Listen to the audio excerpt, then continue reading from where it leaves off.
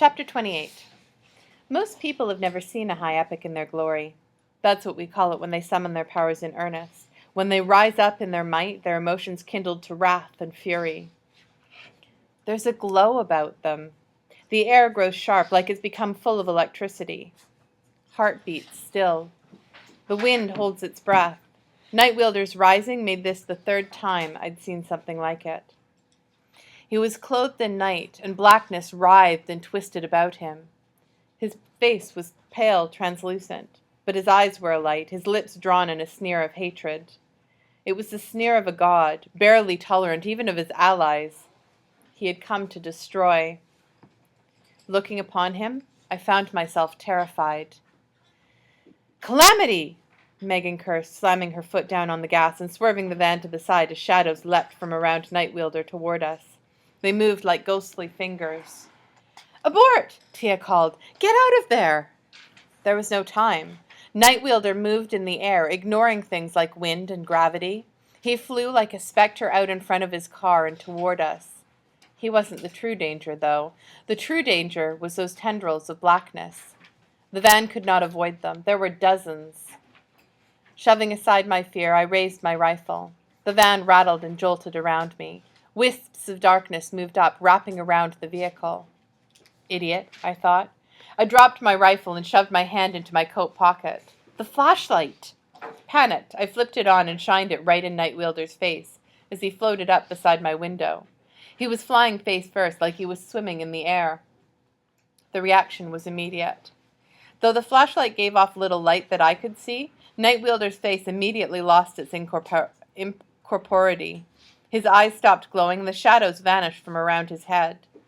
The beam of invisible light pierced the dark tendrils like a laser through a pile of sheep. In that UV light, Nightwielder's face didn't look divine. It looked frail, human, and very, very surprised. I struggled to get my gun up to fire at him, but the rifle was too unwieldy, and my father's handgun was strapped under my arm, where I couldn't get at it while holding the flashlight. Nightwielder looked at me for the space of a single heartbeat, his eyes wide with terror. Then he fled in a blink, streaking sideways away from the van. I wasn't sure, but it seemed like he'd been losing altitude as I shined the light on him, as if all his powers were weakening. He vanished down a side street, and the shadows that had been moving around the van retreated with him. I had a feeling he wasn't going to be back any time soon, not after the scare I'd just given him. Submachine gun fire erupted around us, bullets pelting the side of the van with metallic pings. I cursed, ducking down as my window shattered. The motorcyclist had opened fire. Though I was crouched low, I could still see a terrible sight. A sleek, black enforcement copter was rising from behind the commercial buildings in front of us. "Calamity, Tia!" Megan screamed, twisting the wheel. "How did you miss that?" "I don't know," Tia said. A ball of light, propelled by a long smoke trail, snaked through the sky, exploding into the side of the copter. It tipped in the air, flames chewing its side, bits of debris fluttering through the sky. Rotor slowing, it began to fall. Rocket launcher, I realized. Prof. "Don't panic." Prof's voice was steady. "We can survive this. Cody, Abraham, prepare for the split." "Prof," Abraham said, "I think you—" "4 more copters coming," Tia cut in. "It looks like they had them hidden in warehouses all along the limo's route. They didn't know where we'd hit them. That one was just the closest. Megan, what are you doing?" The copter was out of control. Smoke billowing from one side, it was spinning in a crooked circle and coming down toward the roadway right in front of us. Megan wasn't turning. She'd punched up the speed, leaning over the wheel and driving the van forward in a frenzied, insane rush right toward where the copter would hit. I tensed, pushing myself back in my seat and grabbing the side of my door in a panic. She'd lost her mind. There was no time to object. Bullets pelting us, streets outside a blur, Megan drove the van right under the copter as it crashed to the street, with force enough to make the earth beneath us tremble. Something clipped the top of the van with a ghastly screech of metal on metal, and we spun out to the side, hitting the wall of a brick building and grinding my side of the van along it. Noise, chaos, sparks. My door ripped free, bricks ground against steel mere inches from me.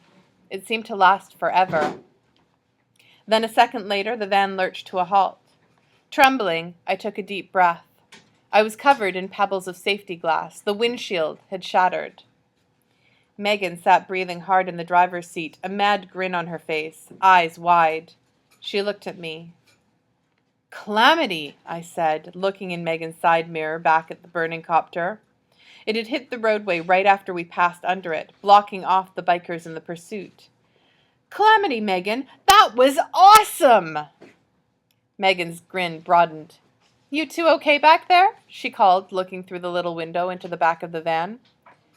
"I feel like I've been in a centrifuge," Cody complained, groaning. "I think the Scotsman drained to my feet and the American floated up to my ears." "Prof," Abraham said, "I still had the dowser as Night Wielder fled, and it was focusing on epic locations. I got confusing readings, but there is another epic in that limo. Maybe a third. That doesn't make sense." "No, it does," Megan said, hurriedly pushing open her door and hopping out onto the street. "They really were transporting Conflux. They didn't know if we'd strike. They just wanted to be ready if we did. He was in that car. That's what you're sensing, Abraham.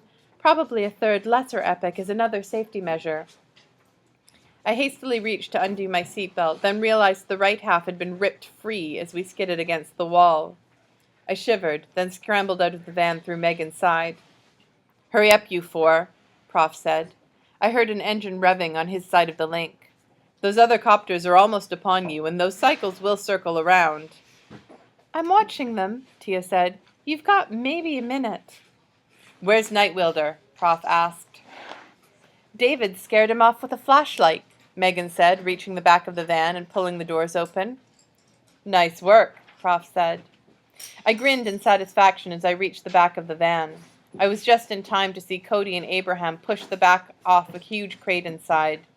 I hadn't seen them load up the van. That had happened in the hangar. Cody was wearing a dark green jacket and glasses, the uniform we'd devised for Limelight. My eyes were drawn to the items in the crate. 3 shiny green motorcycles. "The cycles from Diamond's shop!" I exclaimed, pointing. "You did buy them!" "Sure did," Abraham said, running his hands along the sleek dark green finish on one of the cycles. "Wasn't about to let machines like this pass us by." "But you told me no!" Abraham laughed. "I've heard how you drive, David." He pushed a ramp out from the back of the van and rolled one of the bikes down to Megan. She climbed on, starting it up. Small ovals mounted to the sides of the cycles glowed a bright green. I'd noticed those at Diamond's. Gravitronics, I thought. To make the cycles lighter, maybe? Gravitronics couldn't make things fly. They were just used to reduce recoil or to make heavy items easier to move. Abraham rolled the next vehicle down. "You were going to get to drive one, David," Cody said, quickly gathering things out of the back of the van, including the dowser. "But somebody wrecked the van." "It would never stay ahead of the copters anyway," Megan said. "2 of us will have to ride tandem." "I'll take David on mine," Cody said. "Grab that pack, lad. Where are the helmets?" "Hurry!" Tia exclaimed, her voice urgent. I jumped to grab the pack Cody pointed out. It was heavy. "I can drive," I said. Megan glanced at me as she pulled on her helmet. "You took out 2 signs trying to drive around 1 corner." "Small ones," I said, slinging on the pack and dashing toward Cody's cycle. "And I was under a lot of pressure." "Really?" Megan said. "Kind of like we are now?" I hesitated. "Wow, I walked into that one, didn't I?" Cody and Abraham started up their cycles. There were only 3 helmets. I didn't ask for one. Hopefully my reckoner jacket would be enough. Before I could reach Cody, I heard the thumping sounds of a copter overhead. An enforcement armored van appeared out of a side street, a man in the machine gun turret on the top. He opened fire. "Calamity!" Cody said, kicking his cycle forward with a burst of speed as the bullets hit the ground near him. I fell back beside the wreckage of our van. "Get on!" Megan yelled to me. She was closest. "Now!" I ducked down and ran to her cycle, throwing myself up behind her and grabbing her waist as she revved the engine. We lurched away, zipping down an alleyway as enforcement cycles came roaring out of another side street. We lost Cody and Abraham in a flash. I held tight to Megan, something I'll admit I wished I could have done under less insane circumstances. Cody's bag bumped against my back. I left my rifle in the van, I realized with a sinking feeling. I hadn't noticed in the panic to grab Cody's bag and to get to a cycle. I felt terrible, like I'd abandoned a friend. We burst out of the alleyway and Megan turned onto a dark city street, increasing our speed to what I felt was a pretty ridiculous level. The wind blew against my face so powerfully I had to squeeze in close and low against her back. "Where are we going?" I yelled. Fortunately, we still had our mobiles and our earpieces. Though I couldn't hear her naturally, her voice spoke in my ear. "There's a plan. We all go different ways and meet up." "Except you're going the wrong way," Tia said, sounding exasperated. "And so is Abraham." "Where is the limo?" Abraham asked. Even with his voice in my ear, it was hard to hear him over the wind. "Forget the limo," Prof ordered. "I can still get to Conflux," Abraham said. "It doesn't matter," Prof said. "But it's over," Prof said, voice harsh. "We ran." We ran. Megan hit a bump and I jolted but hung on tight. My mind reeled as I realized what Prof meant. An epic who truly sought to defeat Steelheart wouldn't have run from enforcement. He'd have been able to handle a few squads of them on his own. By fleeing, we proved what we really were.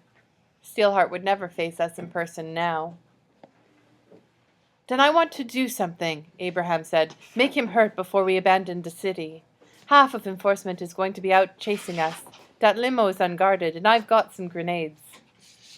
"John, let him try," Tia said. "This is already a disaster. At least we can make it cost Steelheart." Streetlights were a blur. I could hear cycles behind us, and I risked glancing over my shoulder. Calamity, I thought. They were close, their headlights illuminating the street. "You'll never make it," Prof said to Abraham. "Enforcement is on you." "We'll draw them off," I said. "Wait," Megan said. "We'll what?" "Thanks," Abraham said.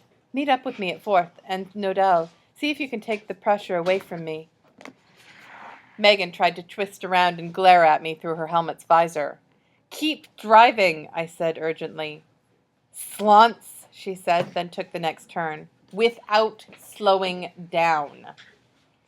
I screamed, certain we were dead. The bike went almost parallel to the ground, skidding against the street, but the gravitronics on the side glowed brightly, keeping us from toppling. We half skidded, half drove around the corner, almost like we were tethered to it. We came upright, my scream dying off. There was an explosion from behind us, and the steel street trembled. I looked over my shoulder, hair whipping in the wind. One of the black enforcement cycles had just failed to take the corner at speed, and was now a smoking wreck pasted to the side of a steel building. Their gravitronics didn't seem as good as ours, if they even had any. "How many are there?" Megan asked. 3 now. No, wait, there are 2 more. 5! Sparks! "Great," Megan muttered. "How exactly do you expect us to take heat off Abraham?" "I don't know. Improvise." "They're setting up roadblocks on nearby streets," Tia warned in our ears. "John, copter on 17th. "On my way." "What are you doing?" I asked. "Trying to keep you kids alive," Prof said. "Sparks," Cody cursed. "Roadblock on 8th. Taking an alleyway over to Marston." "No," Tia said. "They're trying to get you to go that way. Circle back around. You can escape into the understreets on Moulton." "Right," Cody said.